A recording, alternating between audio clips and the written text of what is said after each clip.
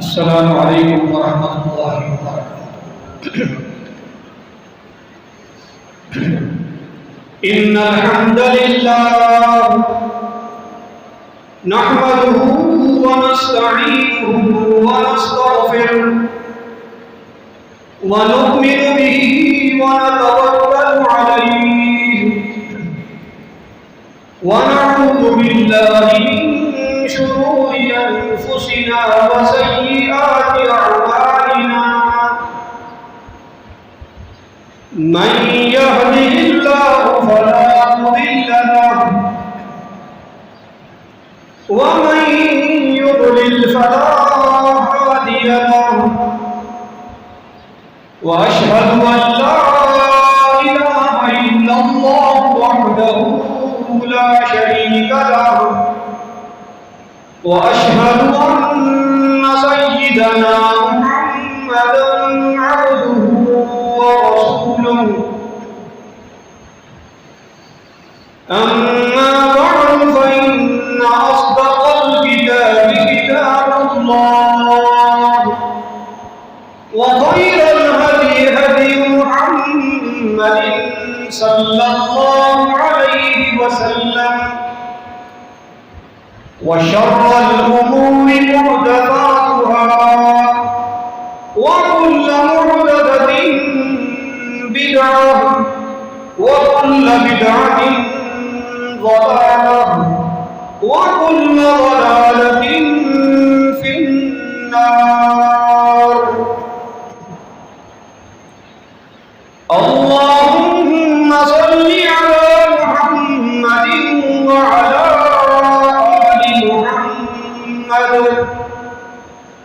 كما صليت على إبراهيم وعلى آل إبراهيم إنك حميد مجيد. اللهم بارك على محمد وعلى آل محمد كما باركت على إبراهيم وعلى آل إبراهيم إنك حميد مجيد. أعوذ بالله من الشيطان الرجيم. قل يا أيها الناس إني رسول الله إليكم جميعا الذي له ملك السماوات والأرض لا إله إلا هو يحيي ويميت فآمنوا بالله ورسوله النبي الأمي الذي يؤمن بالله وآياته يؤمن بالله وكلماته واتبعوه لعلكم تهتدون.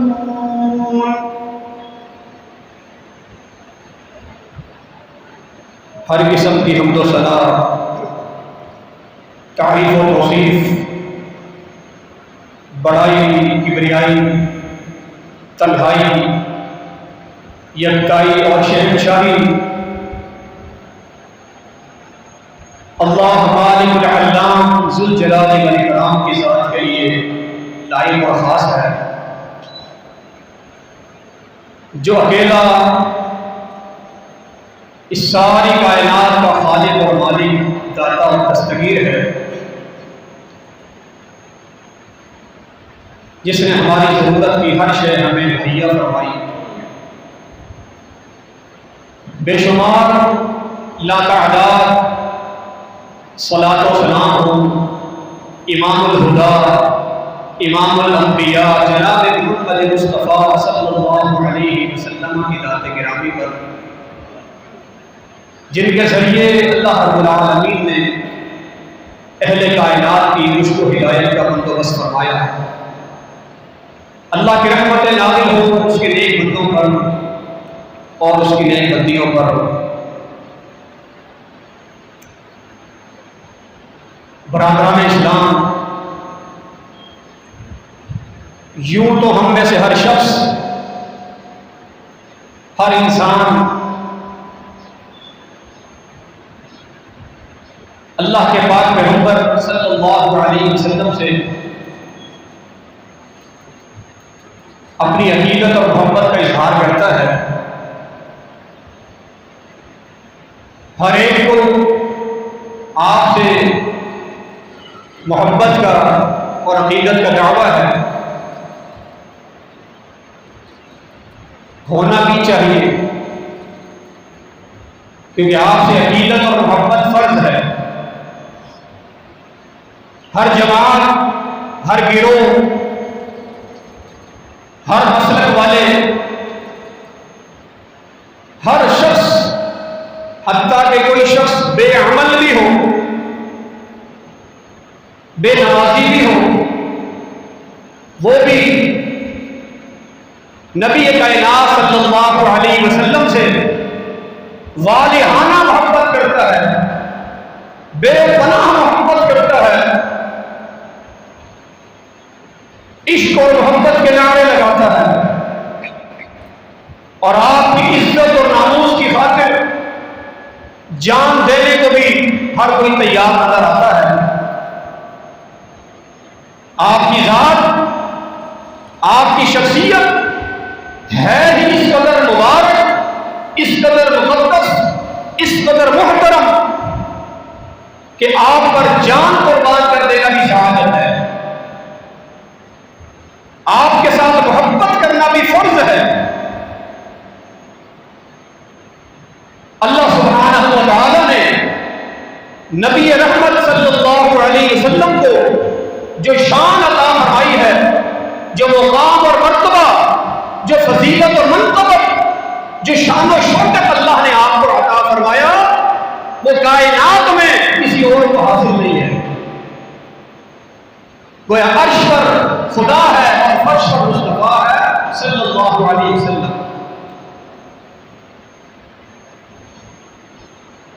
اس قدر آپ شان و شوکت والے، مقام اور مرتبے والے، اور آپ کی نسبت سے اس امت کو بھی اللہ نے بڑی فضیلت بخشی ہے۔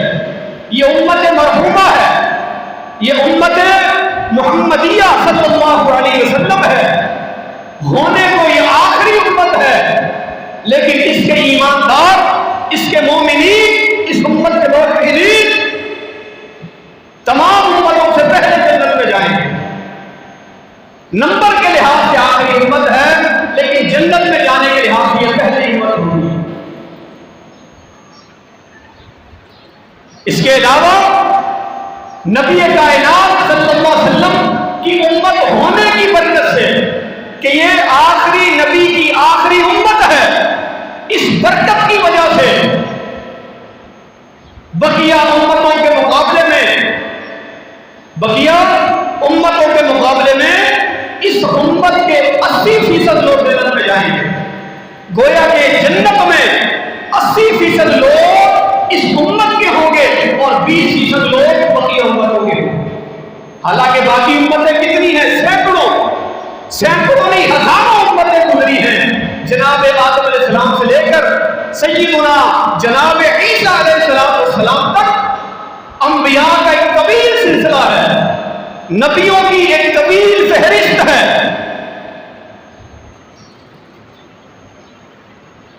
اور اسی قدر ان کی امتیں ہیں، جنت میں جانے والے ان تمام امتوں کے جنتی 20% ہوں گے، اس امت کے 80% ہوں گے۔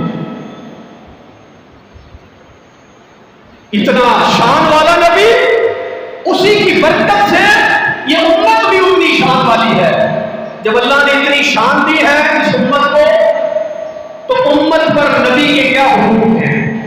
یہ شان ملے گی، یہ برکت اور فضیلت ملے گی، وہ جنت نصیب ہوگی، نبی کی شفاعت بھی حاصل ہوگی، لیکن اس کے لیے کچھ حقوق ہیں، ہم پر کچھ ذمہ داریاں عائد ہوتی ہیں، ہم پر کچھ حقوق ہیں پیارے نبی صلی اللہ علیہ وسلم کے۔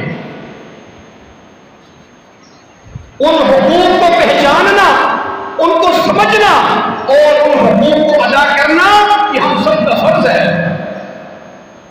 اس امت پر، یعنی ہم سب پر اللہ کے پیغمبر کا پہلا حق کیا ہے؟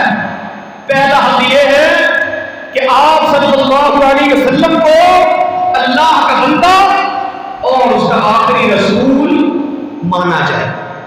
اللہ کا بندہ میں نے بندگی کرنے والا، بندہ مانا رب کی عبادت کرنے والا، بندے کا مانا اللہ کی بندگی کی طرف بلانے والا، غیر اللہ سے رشتے ناطے توڑ کر رب سے رشتہ جوڑنے والا، وہ بندہ ہوتا ہے۔ تو اللہ کے رسول کو اللہ کا بندہ اور آخری رسول ماننا، اور یہی کلمہ شہادت ہے۔ یہی ہماری ہاں کلمہ پڑھاتے ہوئے اسی بات کا اقرار اور اعلان کیا جاتا ہے، اشہد ان لا الہ الا اللہ و اشہد ان محمدا عبدہ و رسولہ۔ میں اللہ کے ایک ہونے، معبود ہونے اور اس کے واحد ہونے کی گواہی دیتا ہوں، اور اس بات کی بھی میں شہادت دیتا ہوں کہ محمد صلی اللہ علیہ وسلم اس کے بندے اور اس کے رسول ہیں۔ یہ پہلا حق ہے کہ آپ کو اللہ کا بندہ اور اللہ کا رسول مانا ہے، کیونکہ اللہ نے آپ کو اپنا بندہ خود کہا، سبحان الذی اسری بعبدہ، پاک ہے وہ ذات جس نے راتوں رات کے ایک حصے میں سیر کرائی اپنے بندے محمد صلی اللہ علیہ وسلم کو۔ کلمے میں بھی لفظ عبد ہے، قرآن کی آیتوں میں بھی لفظ عبد ہے، کہیں لفظ بشر ہے، کہیں لفظ عبد ہے، نور کہیں نہیں ہے، نور کہیں نہیں ہے، لفظ عبد ہے اور لفظ بشر ہے، اور اسی میں کمال ہے، اسی میں فضیلت ہے۔ ورنہ نور کی تاریخ میلاد کہاں ہے؟ جبریل کے بارے میں جانتے ہو؟ اور دیگر فرشتوں کی کوئی نہ تاریخ میلاد ہے، نہ تاریخ وفات ہے، نہ ان کا ماں ہے، نہ ان کا باپ ہے، نہ ان کی اولاد ہے۔ یہ سارے رشتے ناتے، یہ معاملات اللہ نے فرد بشر کے ساتھ رکھے۔ میلاد بھی مناتے ہو، بشر بھی نہیں مانتے، تو پہلا حق ہے عبد اور رسول ماننا۔ اور کیسا ماننا؟ ایسا ماننا کہ جس طرح اللہ سبحانہ و تعالیٰ نے حکم دیا، فرمایا قل یا ایھا الناس، آپ فرما دیجیے دنیا میں بسنے والے لوگوں، ساری کائنات کے لوگوں سن لو، انی رسول اللہ الیکم جمیعا، سارے نبی ایک ایک کر کے ایک امت کی طرف آتے رہے۔ ہر نبی کو اللہ رب العالمین نے ایک مخصوص وقت کے لیے، ایک مخصوص قوم کے لیے، مخصوص خطے کے لیے نبی بنا کر بھیجا۔ جب باری آئی آمنہ کے لال کی، جناب محمد رسول اللہ صلی اللہ علیہ وسلم کی باری آئی، فرمایا انی رسول اللہ الیکم جمیعا، آپ دنیا والوں سے کہہ دیجئے کہ میں قیامت تک کے لوگوں کے لیے نبی بنا کر بھیجا گیا ہوں۔ اب قیامت تو آ سکتی ہے، میرے بعد کوئی نبی نہیں آ سکتا۔ جو آپ کے بعد نبوت کا دعویٰ کرے گا وہ جھوٹا ہے، وہ ملعون ہے، وہ کافر اور مرتد ہے، وہ بے ایمان ہے، وہ مرزا تو ہو سکتا ہے، وہ قادیانی تو ہو سکتا ہے، وہ مرزائی تو ہو سکتا ہے، وہ نبی رسول نہیں ہو سکتا۔ انی رسول اللہ الیکم جمیعا الذی لہ ملک السماوات والارض، میں اس اللہ کا رسول ہوں جس کے ہاتھ میں زمین و آسمان کی بادشاہت ہے، جس کے ہاتھ میں زمین و آسمان کی ملکیت ہے، بادشاہت ہے۔ لا الہ الا ہوا یحیی و یمیت، جس کے سوا کوئی معبود نہیں۔ زندگی کا مالک بھی وہ ہے، موت کا مالک بھی وہ ہے، زندہ بھی وہ کرتا ہے، موت بھی وہی دیتا ہے۔ جو موت و حیات کا مالک ہے، رب بھی وہی ہو سکتا ہے، معبود بھی وہی ہو سکتا ہے، جس کے ہاتھ میں زندگی ہو۔ ارے جو خود پیدا ہوا ہو، جس پر موت واقع ہوئی ہو، وہ داتا نہیں ہو سکتا۔ جو ماں کے پیٹ میں 9 مہینے جس نے گزارے ہو، وہ داتا نہیں ہو سکتا۔ جو پیدا ہوا ہو وہ داتا دستگیر نہیں ہو سکتا۔ جس کو قضائے حاجت کے معاملات ہو وہ داتا دستگیر نہیں ہوا کرتا۔ جس پر موت طاری ہو جائے، جس جس کا جنازہ پڑھا جائے، جس کی قبر ہو وہ زیادہ دستگیر نہیں ہو سکتا۔ کتنا پیارا عقیدہ ہے، کتنا پیارا عقیدہ ہے عقیدہ توحید۔ اللہ اس عقیدے پر زندگی گزار دے، اللہ اسی پر موت نصیب فرمائے۔ اتنا پیارا سچا سنتا عقیدہ ہے، روح خوش ہو جاتی ہے، اللہ کی قسم ایمان دارا ہو جاتا ہے۔ فآمنوا باللہ ورسولہ النبی الأمی۔ دنیا میں بسنے والوں، اب تم پر یہ لازم ہے، نبی کی امت ہو، بڑا فخر محسوس کرتے ہو، نبی سے محبت کا دم بھی بھرتے ہو، آپ سے عقیدت کے نعرے بھی لگاتے ہو۔ اب کرنا کیا ہے؟ فآمنوا باللہ ورسولہ النبی الأمی۔ اللہ پر ایمان لے آؤ اور اس کے رسول نبی امی پر ایمان لے آؤ۔ الذی یؤمن باللہ وکلماتہ، وہ نبی وہ خود بھی ایمان لے آتا ہے، وہ نبی خود بھی ایمان رکھتا ہے اللہ پر اور اس کے فیصلوں پر۔ وہ نبی خود بھی ایمان رکھتا ہے، نبی کے دل میں بھی ایمان ہے، وہ اللہ کو مانتا ہے، اللہ کے کلمات کو مانتا ہے۔ تم بھی اللہ اس کے رسول پر ایمان لے آؤ۔ تو پہلا حق ہے آپ صلی اللہ علیہ وسلم کی ذات پر ایمان لانا۔ دوسرا حق امت پر، امت کے لوگوں پر دوسرا حق یہ ہے آپ صلی اللہ علیہ وسلم کی کے ساتھ عقیدت اور محبت کا، آپ کے ساتھ احترام اور اکرام کا معاملہ رکھنا،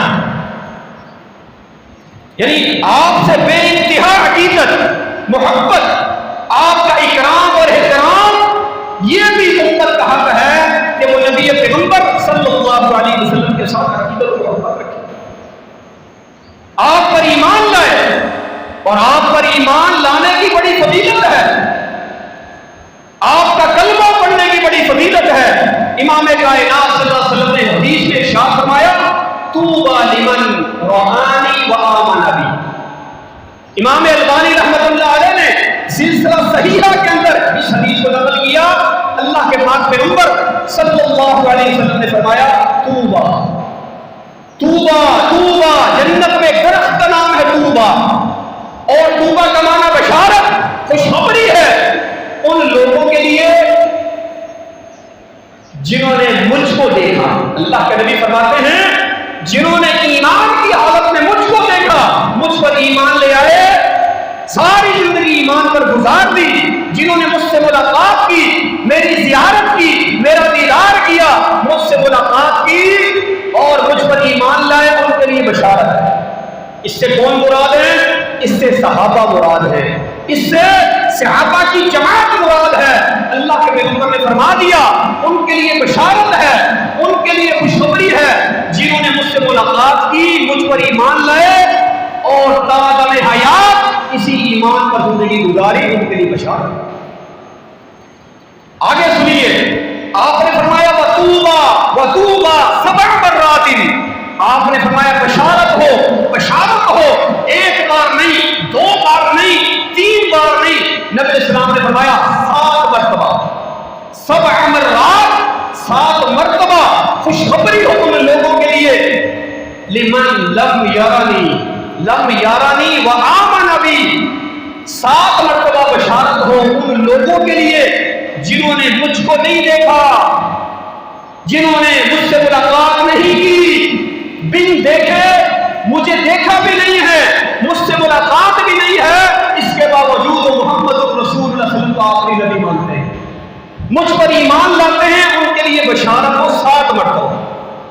اس سے مراد میرے بھائیوں آپ ہیں، اس سے مراد اس امت کے وہ لوگ ہیں جو صحابہ کے بعد دنیا میں آئے اور قیامت تک جو آئیں گے، اس سے مراد وہ لوگ ہیں، اس سے مراد آپ ہیں، اس سے مراد ہم سب ہیں، اور قیامت تک کے لوگ ہیں جو نبی اسلام سے ملاقات نہیں کر سکے، آپ کا دیدار نہیں ہوا، اس زمانے میں پیدا ہی نہیں ہوئے تھے، پیدا ہی بعد میں ہوئے، لیکن آپ پر ایمان رکھتے ہیں، ان کے لیے 7 مرتبہ بشارت۔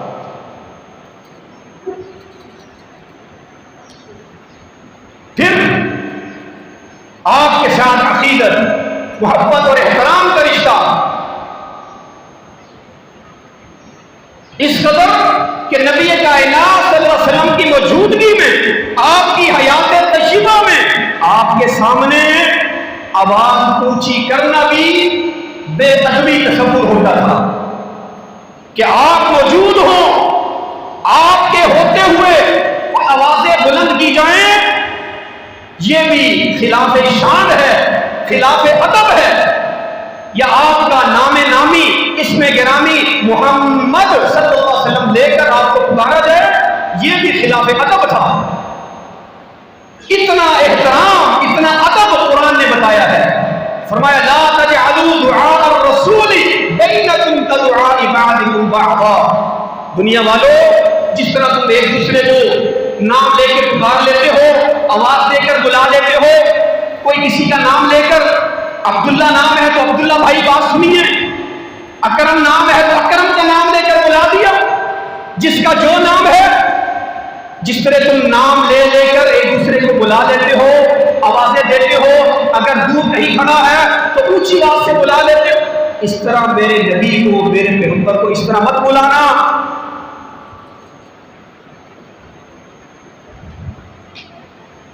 بنو تمیم کا ایک وفد، بنو تمیم کا ایک وفد جو ہے، وفد کا معنی ایک چھوٹی جماعت، چند لوگوں پر مشتمل، اللہ کے پاس، پیغمبر کے پاس اسلام قبول کرنے کے لیے آئے، اسلام کی بنیادی تعلیمات کو سنا، سیکھا، جانا۔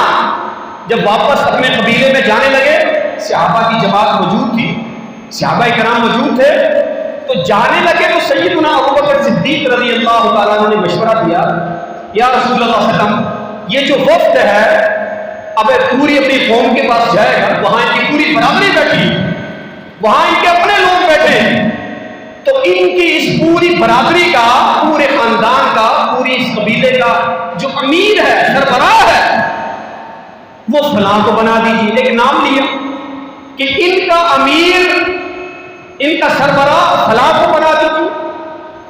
ادھر سیدنا عمر بن خطاب رضی اللہ تعالیٰ عنہ تشریف فرما تھے، وہ کہنے لگے نہیں یا رسول اللہ صلی اللہ علیہ وسلم، اس کو نہیں، فلاں کو ان کا امیر بنا دیجیے۔ اختلاف رائے، کوئی بات نہیں، ان کا مشورہ یہ کہ فلاں کو بنا دیجیے، ان کا مشورہ یہ تھا فلاں کو بنا دیجیے۔ سیدنا ابوبکر صدیق کہنے لگے عمر، تمہیں میری مخالفت میں ہی بات کرنی تھی؟ جو مشورہ میں دے رہا ہوں، جو نام میں تجویز کر رہا ہوں، اس سے ہٹ کر اپنے نام پیش کر۔ وہ آگے سے کہنے لگے بھائی بات یہ کہ میں نے اس کو مناسب سمجھا، آپ نے اس کو مناسب سمجھا۔ حدیث میں آتا بہرحال انسانی فطرت ہے، پسند اپنی اپنی ہوتی ہے، اپنی اپنی فہم ہوتی ہے، ذرا سی آوازیں بلند ہو گئی۔ دونوں شیوخ کی، شیخین کریمین کی، نبی کے یاروں کی، نبی کے وفاداروں کی، اللہ سبحانہ و تعالیٰ سے جبریل جی رب جلیل، جبریل جی رب جلیل قرآن لے کر جاؤ، قرآن کی آیات، اللہ اکبر، یا ایھا الذین آمنوا لا ترفعوا اصواتکم فوق صوت النبی ولا تجهروا له بالقول كجهر بعضكم لبعض ان تحبط اعمالكم وانتم لا تشعرون۔ اے ایمان کا دعویٰ کرنے والوں، پیغمبر کی موجودگی میں یا پیغمبر کی آواز کے سامنے اپنی آواز اونچی نہ کیا کرو، پیغمبر کے کلام کے سامنے اپنے کلام کو پیش نہ کیا کرو، نبی کی بات کے سامنے اپنی بات، کسی اور کی بات کو پیش نہ کیا کرو۔ لا ترفعوا اصواتکم فوق صوت النبی، نبی کی آواز کے ہوتے ہوئے، نبی کی حدیث کے ہوتے ہوئے، نبی کے فرمان کے سامنے پھر تم جو ہے سر جھکا لیا کرو، اپنی بات، اپنے بڑوں کی بات کو پیش نہ کیا کرو۔ ولا تجهروا له بالقول، اور نہ ہی نبی کو اونچی آواز سے پکارا کرو، کجہر بعضکم لبعض، جس طرح تم ایک دوسرے کو بلاتے ہو، ان تحبط اعمالکم، اگر تم نے ایسا کیا تو تمہاری زندگی بھر کی نیکیاں ضائع ہو جائیں گی، زندگی بھر کے تمہارے اعمال جو ہے برباد ہو جائیں گے، وانتم لا تشعرون، تمہیں احساس بھی نہیں ہوگا۔ قرآن میں اللہ رب العالمین نے منع کر دیا، ادب کا طریقہ اور سلیقہ بتا دیا کہ پیغمبر کی شان یہ ہے آپ کے سامنے جس طرح آپ کی ذات آخری ہے آپ کی بات بھی آخری ہے، اور اہل حدیث کا بھی یہی عقیدہ ہے، ہم آپ کی ذات کو بھی آخری ذات مانتے ہیں، آپ کے بعد کسی نبی رسول نے اب نہیں آنا، آپ کی ذات بھی آخری ہے تو آپ کی بات بھی آخری ہے۔ جس طرح آپ کی ذات سب سے اعلیٰ ہے آپ کی بات بھی سب سے اعلیٰ ہے، آپ کی ذات بھی نرالی ہے آپ کی بات بھی نرالی ہے۔ ہم آپ کی ذات کو تو مانتے ہیں پر آپ کی بات کو نہیں مانتے، آپ کی بات آ جائے اپنے بڑوں کی بات کو لے آتے ہیں، میرے بڑے نے یوں کہا، آپ کی بات آئے تو میرے امام نے یوں کہا۔ اہل حدیث اللہ کے فضل و کرم سے نبی کی ذات کو بھی آخری مانتے ہیں اور نبی کی بات کو بھی آخری مانتے ہیں۔ فرمایا اعمال ضائع ہو سکتے ہیں۔ جب یہ آیات نازل ہوئی اللہ کے پیغمبر کے ایک اور صحابی، نبی کے ایک اور صحابی حضرت ثابت ابن قیس ان کا نام ہے، ثابت ابن قیس رضی اللہ تعالی عنہ، جنہوں انہوں نے آیات سنی نا ان کی آواز قدرتی طور پر بہت بلند تھی۔ بعض لوگوں کو نا آواز بڑی کرخت بڑی اونچی ہوتی ہے، لاؤڈ آواز میں ہوتا ان کے، جب وہ عام سے لب و لہجے میں بھی بات کرے نا تو دور تک آواز سنائی دیتی۔ مسجد میں آنا چھوڑ دیا، نمازوں میں آنا رک گئے، گھر بیٹھ گئے، گھر نمازیں پڑھ رہے۔ ایک دن، دو دن، تین دن اللہ کے پاک پیغمبر نے نوٹ کیا ثابت ابن قیس نہیں آ رہے، فرمایا جاؤ پتہ کرو، گھر بیٹھے رو رہے۔ ایک اللہ کے پیغمبر کی جدائی پر رونا آ رہا ہے اور دوسرا اپنی آواز کے اونچا ہونے پر کہ کہیں اللہ کے پیغمبر موجود ہوں، میں کوئی بات کروں میری بات نبی کی آواز سے اونچی ہو جائے، میری زندگی بھر کی نیکیاں ضائع ہو جائیں، اس ڈر کے مارے گھر بیٹھے۔ بتایا آنے والے کو یہ وجہ ہے، اس نے آ کر اللہ کے پیغمبر کو بتایا، یعنی مانا اللہ کے پیغمبر عالم الغیب نہیں ہے، نبی غیب کا علم نہیں رکھتے، کیا اس کے دل میں ہے، کیا اس کے گھر میں ہے، کیا معاملہ ہے، کیا کیفیت ہے، کیا حالت ہے، نبی غیب کا علم نہیں رکھتے۔ جاؤ ہم پتہ کر کے آؤ، پتہ کر کے آئے، معلوم ہوا، جو معلوم ہوا آ کر پیغمبر علیہ السلام کو بتا دیا، اب میں بلا کے لاؤ۔ ثابت ابن قیس کو بلایا گیا، ثابت تیری شان پہ قربان، تیرے نصیب پہ کا قربان۔ آپ نے فرمایا لست من اہل النار، فرمایا تم ان لوگوں میں سے نہیں ہو ثابت جن کے بارے میں یہ آیت نازل ہوئی، تم تو اہل النار میں سے نہیں ہو، تم ان لوگوں میں سے نہیں ہو، بل انت من اہل الجنہ، تمہارے لیے تو اللہ نے جنت کو واجب کر دیا ہے، تم جنتی انسان ہو۔ یہ تو تمہاری آواز قدرتی اونچی ہے، آواز بلند نہ کرو کا مطلب یہ ہے کہ نبی کی بات کے سامنے نہ اپنی بات پیش کرو نہ اپنے بڑوں کی بات پیش کرو، یہ معنی ہے اس آیت کا۔ اللہ اکبر، نبی کی ذات اور نبی کی بات کے آگے کسی کو نہ رکھو، سب سے آگے اللہ کے پیغمبر کی ذات ہو اور ان کی بات بھی سب سے آگے ہو۔ اللہ اکبر، آپ صلی اللہ علیہ وسلم کے ساتھ عقیدت اور محبت کا اظہار بھی اور سب سے زیادہ آپ سے محبت ہو یہ بھی سنت کا فرض ہے۔ ایک دن نبی کائنات صلی اللہ علیہ وسلم جو ہے امیر عمر کا ہاتھ پکڑ کر کہیں جا رہے تھے، چلتے چلتے امیر عمر کا ہاتھ نبی کے ہاتھ میں ہے، سبحان اللہ، نبی کی امیر عمر کی کیا شان ہے۔ سیدنا عمر رضی اللہ تعالیٰ عنہ کہنے لگے واللہ لانت احب الی من کل شیء الا من نفسی، یا رسول اللہ صلی اللہ علیہ وسلم آپ مجھے کائنات کی ہر چیز سے زیادہ محبوب ہیں، مجھے آپ میرے ماں باپ سے زیادہ محبوب ہیں، مجھے آپ میرے بیوی بچوں سے زیادہ پیارے ہیں، مجھے آپ میرے کاروبار سے، میری دکانداری سے، میری تجارت سے، میرے گھر بار سے، میرے تمام رشتوں ناتوں سے اور کائنات کی ایک ایک چیز سے مجھے آپ زیادہ پیارے ہیں، مجھے آپ محبوب ہیں، الا من نفسی، سوائے میری جان کے، سوائے میری جان کے مجھے اپنی جان بڑی پیاری ہے۔ جان تو سب کو پیاری ہوتی ہے۔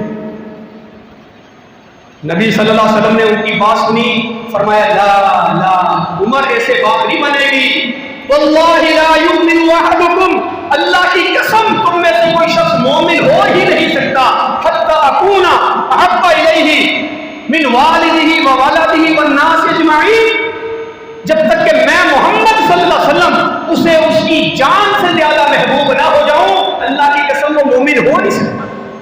تم کہتے ہو مجھے آپ سب سے زیادہ عزیز ہو سوائے میری جان کے، تمہیں گویا اپنی جان زیادہ عزیز ہے، اور جب تک اپنی جان سے بڑھ کر مجھ سے پیار نہیں کرو گے، مجھ سے محبت نہیں ہوگی، کوئی شخص کامل ایمان والا ہو نہیں سکتا۔ سیدنا عمر رضی اللہ تعالیٰ عنہ نے جب یہ بات سنی تو کہنے لگے واللہ واللہ لأنت احب الی من نفسی، اللہ کی قسم اب آپ نے بتا دیا، آپ نے سمجھا دیا، آپ نے بتا دیا نجات کیا ہے، سعادت کیا ہے، آپ نے راہ راست دکھا دی، اب آپ مجھے میری جان سے بھی زیادہ پیارے ہیں، میری جان سے بھی زیادہ آپ مجھے عزیز ہیں، میری جان بھی آپ پہ قربان۔ رسول اللہ صلی اللہ علیہ وسلم نے فرمایا الآن یا عمر، عمر اب بات بنی ہے، اب بات بنی ہے، اب ہے ایمان کی یہ معراج کہ انسان ہر شے سے زیادہ، حتیٰ کہ اپنی جان سے بھی زیادہ جناب رسول اللہ صلی اللہ علیہ وسلم سے محبت اور عقیدت رکھے اور اس کا اظہار کرے۔ اللہ اکبر۔ محبت اور آپ کے ساتھ عقیدت، اس کا عملی تقاضا کیا ہے؟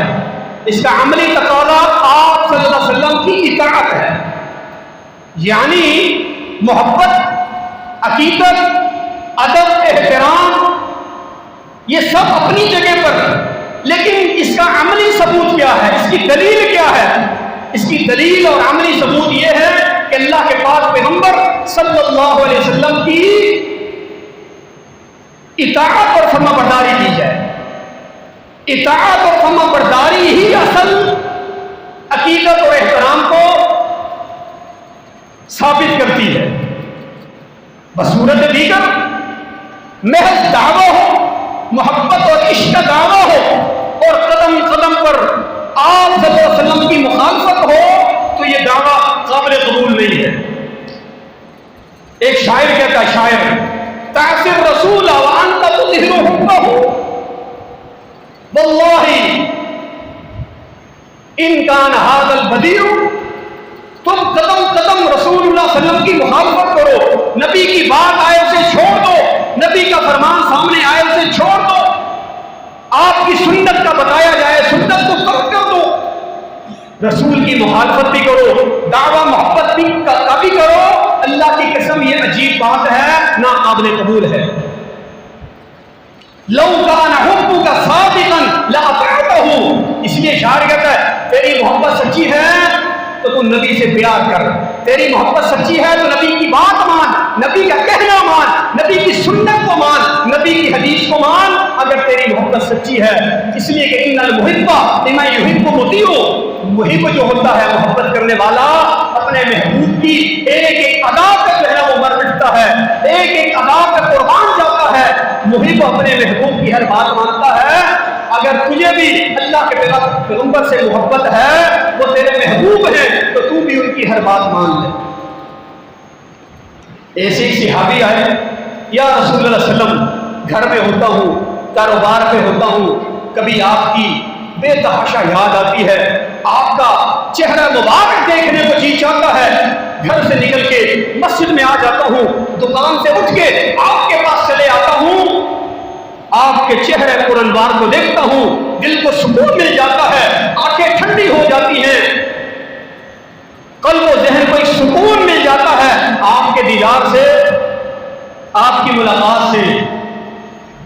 لیکن ایک بات سوچتا ہوں، وہ یہ کہ کہ جب قیامت کا دن ہوگا، صحابی کہتا ذکرت موتی و موتک، میں یاد کرتا ہوں ایک وقت آئے گا آپ بھی دنیا سے چلے جائیں گے، ہم بھی دنیا سے چلے جائیں گے۔ اس کو تو اللہ کے نبی نے گستاخ نہیں کہا، اور تو جانے کی بات کر رہا ہے، تو موت کی بات کر رہا ہے، وفات کی بات کر رہا ہے، تو بے ادب ہے۔ نہیں، یہ تو قرآن کا عقیدہ ہے۔ وہ کہتا ہے ذکرت موتی و موتک، میں آپ کی اور اپنی موت کو یاد کرتا ہوں۔ یعنی یہ لمحہ تو آنا ہے، یہ وقت تو آنا ہے، کس پر کب آنا ہے یہ اللہ کو معلوم ہے، لیکن پھر ایک دن وہ آئے گا، قیامت کا دن ہوگا، جنت جہنم کے فیصلے ہوں گے۔ آپ جس طرح آپ کی شان سب سے اعلیٰ ہے تو آپ کا جنت میں مقام بھی سب سے اعلیٰ ہوگا، اور ہم جیسے لوگ اگر جنت میں کہیں چلے بھی گئے تو ہمارا درجہ، ہماری منزل تو بہت نیچے ہوگی۔ میں پریشان ہوں، میں سوچتا ہوں کیسے آپ کی زیارت ہوگی، کیسے آپ کی ملاقات ہوگی، کیسے آپ کا دیدار ہوگا۔ آپ کہاں، ہم کہاں؟ فرمایا جبریل جی رب جلیل، اللہ سبحانہ و تعالیٰ نے فرمایا جبریل جی رب جلیل، قرآن مجید کی آیات لے کر جائیے، ان کو سنائیے۔ فرمایا وَمَن يُطِعِ اللَّهَ وَالرَّسُولَ فَأُولَٰئِكَ مَعَ الَّذِينَ أَنْعَمَ اللَّهُ عَلَيْهِم مِّنَ النَّبِيِّينَ وَالصِّدِّيقِينَ وَالشُّهَدَاءِ وَالصَّالِحِينَ۔ فرمایا دنیا میں بسنے والے وہ لوگ جو قدم قدم پر اللہ اس کے رسول کی اطاعت کرتے ہیں، خواہ وہ کسی بھی رنگ و نسل کے لوگ ہوں، وہ عربی ہوں، وہ عجمی ہوں، وہ گورے ہوں، وہ کالے ہوں، وہ امیر ہوں یا غریب ہوں، وہ مرد ہو یا عورتیں ہوں۔ وَمَن يُطِعِ اللَّهَ وَالرَّسُولَ، جس نے اللہ اس کے رسول کی اطاعت کر لی، اللہ اس کے رسول کی فرما برداری کر لی، فَأُولَٰئِكَ مَعَ الَّذِينَ أَنْعَمَ اللَّهُ عَلَيْهِم مِّنَ النَّبِيِّينَ، یہی وہ لوگ ہوں گے جو قیامت کے دن انبیاء کے ساتھ ہوں گے، نبیوں پیغمبروں کے ساتھ ہوا کریں گے۔ والصدیقین، نبی کے بعد سب سے بڑا درجہ جو ہے صداقت کا ہے، صدیق کا ہے، وہ نبیوں کے ساتھ بھی ہوں گے، صدیقین کے ساتھ بھی ہوں گے، اور صدیقین کے سردار ابو بکر صدیق کے ساتھ بھی ہوں گے۔ فَأُولَٰئِكَ مَعَ الَّذِينَ أَنْعَمَ اللَّهُ عَلَيْهِم مِّنَ النَّبِيِّينَ وَالصِّدِّيقِينَ وَالشُّهَدَاءِ وَالصَّالِحِينَ، یہ شہداء کے ساتھ ہوں گے، اور تمام شہیدوں کے سردار سید الشہداء امیر حمزہ کے ساتھ ہوں گے۔ والصالحین، اس امت کے نیک لوگوں کے ساتھ، بزرگان دین کے ساتھ، اولیاء اللہ کے ساتھ ہوں گے۔ وَحَسُنَ أُولَٰئِكَ رَفِيقًا، دیکھو تو صحیح کتنی خوبصورت یہ بزم ہے، کتنا اچھا یہ ساتھ ہے، کتنی اچھی یہ صحبت ہے۔ نبیوں کی صحبت، نبیوں کی رفاقت، شہداء کا ساتھ، صدیقین کی معیت نصیب ہو جائے گی کن لوگوں کو؟ جن لوگوں نے اپنی زندگی میں اللہ اس کے رسول کی فرما برداری کی ہے۔ اور اس کا بڑا فائدہ ہے، یہ دنیا اور آخرت کی سعادت ہے، یہ کامیابی کا راز ہے، یہ صراط مستقیم ہے، یہ جنت میں جانے کا راستہ ہے، اللہ اس کے رسول کی اطاعت کا راستہ ہے۔ حضرت فاطمہ بنت قیس رضی اللہ تعالی عنہا، اللہ کے پیغمبر کی صحابیہ ہیں۔ فاطمہ بنت قیس طلاق ہو گئی، طلاق کے بعد، تیسری طلاق کے بعد عدت گزر گئی، عدت پوری ہو گئی، دو لوگوں کی طرف سے نکاح کا پیغام آیا، ایک حضرت ابو سفیان اور دوسرے ہیں حضرت ابو جہم رضی اللہ تعالیٰ عنہما۔ اللہ کے پاک پیغمبر صلی اللہ علیہ وسلم کے پاس آئیں اور آ کر بتایا کہ یا رسول اللہ صلی اللہ علیہ وسلم، نکاح کا پیغام آیا ہے میرے لیے ابو سفیان کی طرف سے اور ابو جہم کی طرف سے۔ نبی علیہ السلام نے دونوں کے متعلق فرمایا کہ جہاں تک ابو سفیان اور ابو جہم کی بات ہے تو ان میں سے ایک بہت زیادہ مفلس آدمی، بہت زیادہ، تم اس کے ساتھ پھر گزارا نہیں کر پاؤ گی، اس کو مفلسی کے تانے دو گی، پھر بات خراب ہوگی، اس کے ساتھ بھی نکاح کرنے کو رہنے دو۔ دوسرے جو ہے کچھ سخت طبیعت کے ہیں، سخت مزاج کے ہیں، ان کے ساتھ بھی تمہاری کوئی بات نہیں بنے گی، ایسا نہ ہو پھر دوبارہ کوئی ایسا معاملہ ہو، اس سے بہتر ہے ان کا ہی اسامہ بن زید، آپ اسامہ ابن زید سے نکاح کرو۔ یہ حکمن اللہ کے پیغمبر صلی اللہ علیہ وسلم نے فرمایا اسامہ سے شادی کرنا، نکاح کرنا ہی ہے تو اسامہ سے کرنا۔ فرماتی ہیں کہ میرے دل میں خیال آیا اسامہ ابن زید میں پسند ہی نہیں کرتی، مجھے اچھا ہی نہیں لگتا، دل کو بھایا ہی نہیں، لیکن پیغمبر علیہ السلام کا حکم تھا، آپ کا فرمان تھا، اللہ کے پیغمبر کا حکم تھا، سر جھکا لی، تسلیم کر لیا، اسامہ ابن زید کے ساتھ نکاح ہو گیا۔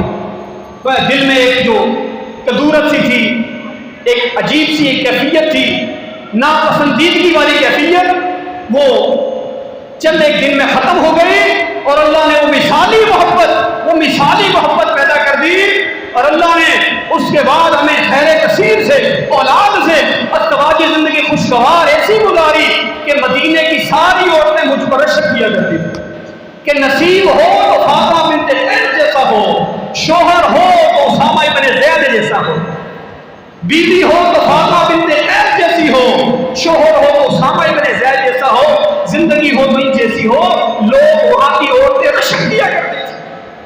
یہ کیا ہے؟ یہ پیغمبر علیہ السلام کے حکم کو ماننے کی، آپ کی اطاعت کرنے کی یہ ایک بہترین مثال ہے، اور اس کے بہترین نتائج ہیں جو دنیا میں بھی اور آخرت میں بھی اللہ تعالیٰ عطا فرمائے۔ اللہ اکبر۔